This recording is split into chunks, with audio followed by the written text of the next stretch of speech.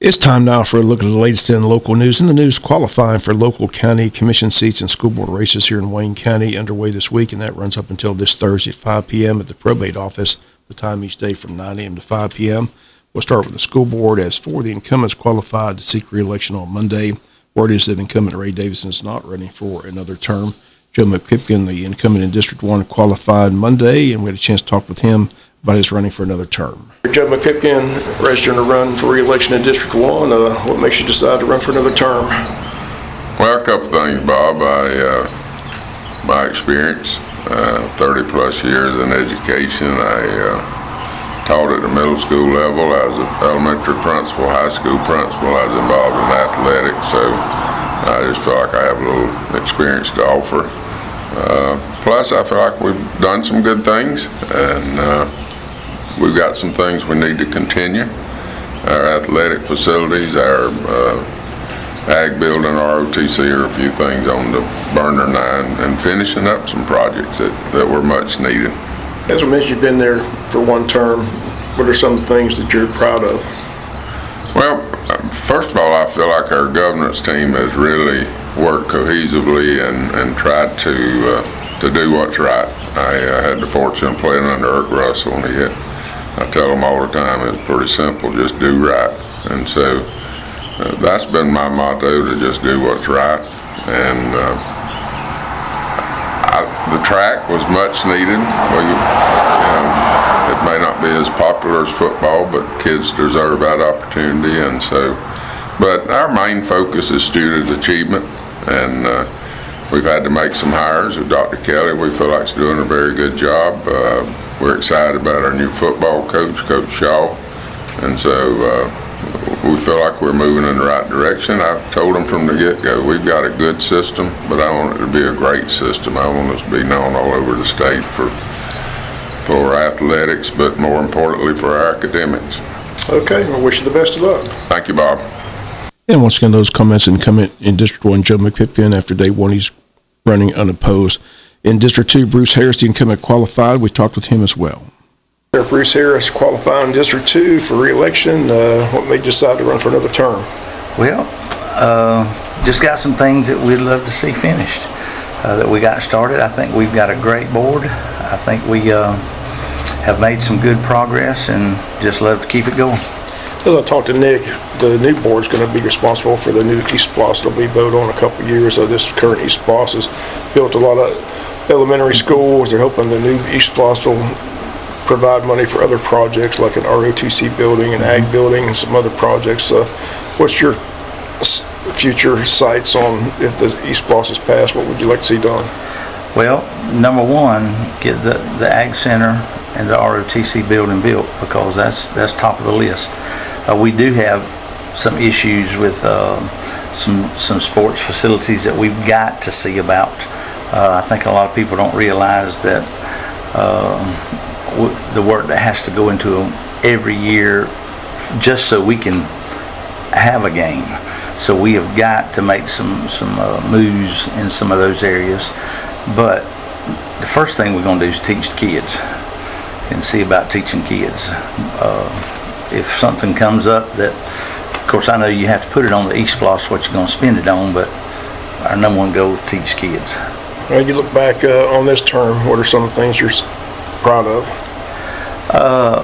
Well, I'm proud of our new superintendent. I think he's doing a phenomenal job. I'm proud of being able to complete some of the schools and get them going. It's been a tough time. I'm proud of the way that we were able to finagle might not be the right word, but maneuver would be a better word, through the COVID situation. That's been something that not a school board anywhere has had to ever deal with, and it was hard for us to make some of the decisions we had to make, but I believe we made the right decisions. Okay, I wish you the best of luck. Thank you, brother. And again, those comments of Bruce Harris, the incumbent in District 2, also running unopposed after day one. District 5 incumbent Nick Ellis, the chairman, also qualified. We had a chance to talk with him Monday morning as well. Chairman Nick Ellis, qualified to run for school board another term, so tell us why you decided to run for another term. Well, Bob, I think there's work that we have to continue to work on. There's a big need to continue the work of improving our student achievement closing the gaps on some of our deficiencies. We have some key projects that are taking place in the community, and we want to see, those completed. We also want to work on some of the future things, some of the things that are going to, make us better, some things that's going to really put Wayne County on the map.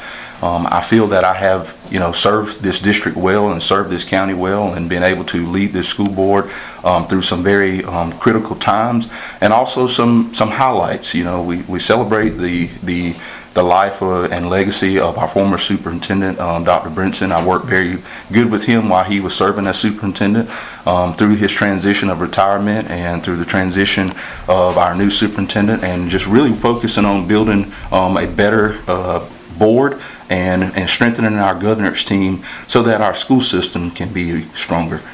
Whoever gets elected, the next thing's going to be another SPLOST. It's years down the road, but this current SPLOST provide the money for all the elementary schools. Now the new SPLOST, if it's passed, there's future projects like an ROTC building, an agriculture building, other future endeavors. How do you see that SPLOST playing out? Well, we've certainly got to do our part in educating the community on those needs. As we have, mentioned, we were able to complete some very good projects and get 4 of the elementary schools completed, and we're currently in the middle of a SPLOST, which is focused on our James E. Bacon project. But there are some other needs. We've added our RTC program back after it was cut back in 2008, and I was a part of helping getting that program back. And we had temporarily modular units that were at the old Martha Ross Smith site that we're currently using.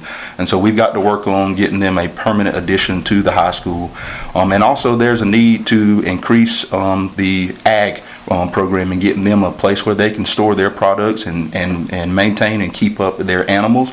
We've got to work on that, and we've got to talk about some things for the future of our athletic programs. Our facilities that we currently have done us well, but they need some improvement, and we've got to work on that. We put together a capital outlay committee that was comprised of all kinds of different people from all over Wayne County, some people who are constructors, contractors, business men and women, to talk about some of those needs. And they've spent months of researching, going around this community, looking at our facilities, and we currently received their recommendation, and now the board has to work to prepare for what are the things that need to go on that East Pass. Okay, I wish you the best of luck. Yes, sir. And we'll get those comments. Chairman Nick Ellis in District 5. He's the only board member after day one that has opposition. Tina Mosley, also qualified to run in District 5. We'll hear her comments tomorrow. Also hear tomorrow from Todd Wise, who qualified to run in school board in District 3. And he says Ray Davidson and he have talked, and he says Davidson has indicated he's not seeking re-election. Also qualifying Monday was incumbent in District 4, Sharon Daniel. She qualified in the afternoon. At the moment, she's also unopposed. School board members run nonpartisan, so this election is set for November the 8th. And again, we'll come back to take a look at who all qualified to run for county commissioner on Monday after these commercial messages, so please stay tuned. On Monday, 10 more registered voters voted in the special election to elect a new county commissioner in District 5. That election is set for Tuesday, March 15th, a week from today. This is the final week of early voting, 8 a.m. to 5 p.m., Monday through Friday at Hall Richardson Recreation Center. Total after Monday, 129 votes. Again, there are 3,599 registered voters in District 5. 2 candidates running are Kathy Keith and Jamie Hickox. Whoever wins this special election has to run for re-election this November and has to qualify this week in order to run for that position. Kathy Keith qualified on Monday. Big news in the county commission races is that Chairman Herschel Harris has told WIFO-FM that he will not seek another term on the county board. Mike Gordon qualified to run in that district, District 1. Larry Brantley qualified to run in District 3. He indicates that Mike Roberts has stated he's not seeking another term. Booth Thomas, the incumbent in District 4, qualified as well to seek another term. Again, those are the only 3 people who qualified to run for county commission, but again, they have till Thursday at 5 p.m. at the probate office to do so. Again, we'll have the full list of candidates on Friday's newscast. Wayne County Board of Education set to meet today at 6 p.m. On the agenda, a COVID update, capital outlay project update, capital outlay advisory committee update. They're going to have a discussion about architect and engineering, Board of Education professional development. They've got a crisis alert system on the agenda to discuss, also strategic waiver for the school system extension, several board policies, executive session for personnel, all that today at 6 p.m. at the Tech Center. We'll have a full report for you tomorrow here on the local news. We'll come back with a final news note after this word from our sponsor of the commercial messages, so please stay tuned. Final notes news. District Attorney Keith Higgins announcing that two men, Everett Belafonte Bennett, age 21, and Travis Tyrone, case 21, both of Brunswick, were convicted of malice murder, felony murder, 2 counts, aggravated assault, possession of a firearm by a convicted felon, and possession of a firearm during the commission of a felony following a jury trial which concluded in Glenn County on March the 3rd. Third co-defendant, Ethan Bell Bennett, age 20, brother of Everett Bennett, was tried separately and convicted of similar charges on February 3rd. The charges stem from the July 22nd, 2019 death of Antonio Randolph, age 35, who was shot multiple times in front of his mother's home in the Arco area of Brunswick, Georgia. The investigation led by Sheila Ramos, sergeant of the Glenn County Police Department, revealed that Antonio Randolph had struggled for years with drug addiction. Randolph had become involved with the mother of Ethan and Everett Bennett. She also battled addiction, and witnesses' statements and text messages showed that both brothers blamed Randolph for her addiction and intended to do him harm. In the hours before the shooting, Ethan and Everett, along with Cates, were seen multiple times in the Arco area interacting with their mother. They were in a vehicle that belonged to Everett Bennett's girlfriend. Grainy security video from a neighbor's home partially captured the shooting. It showed Randolph crossing the street from his mother's home, coming into contact with at least one individual. He's seen running back to his mother's home while the other person fires at least one shot at him. In total, Randolph was shot 4 times, all from behind. Following the shooting, the defendants met up with Everett Bennett's girlfriend, asked her to drop them off at different locations. When questioned by police, the girlfriend initially denied any knowledge of what happened, but eventually admitted that Everett told her something happened to his mother's boyfriend within an hour of the shooting and before Randolph's body was discovered. Case was the only defendant to make a statement to police wherein he claimed that at the time of the murder, he was home sleeping after he got high on marijuana.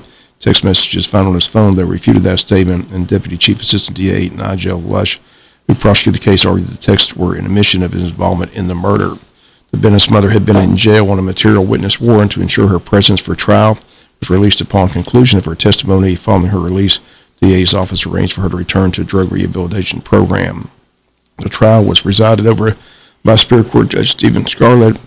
Again, it began in Glenn County on February 28th, and members of the jury returned with their guilty verdicts on all counts on March the 3rd. Sentencing is scheduled for all 3 defendants on March 18th at 9:30 a.m. in the Glenn County Superior Courtroom. Each defendant faces a mandatory life in prison sentence for the murder convictions. Altamar River Run is set for April the 2nd, Saturday morning, 8:30 a.m. at the Upper County Landing. This year's paddle begins at 8:30 at the Upper County Landing, and paddlers will have their choice of 2 takeout points. 11-mile paddle will take out at Pig Farm, Oglethorpe Landing, and the 16-mile paddle takes out at JC Landing. Registration is $10 per paddler. Children 10 under paddle for free with a registered adult. Altamar River Expeditions has canoe and kayak rental for $45 each. Contact them at 912-294-3604. Shuttles will be available from the takeout points, with the shuttle leaving JC Landing at 8 a.m. and Oglethorpe Landing at 8:15 a.m. Registration forms are available at the Jesup Train Depot or online at the Tourism Board website at waynetourism.com. Again, online registrations available. Again, bring your hat, sunscreen, and snack lunch and enjoy the spring beauty of the river with the Altamar River Run set for Saturday, April the 2nd. That's going to do it for latest in local news. Sports comes your way in a few minutes. Bob Morgan's have a great day.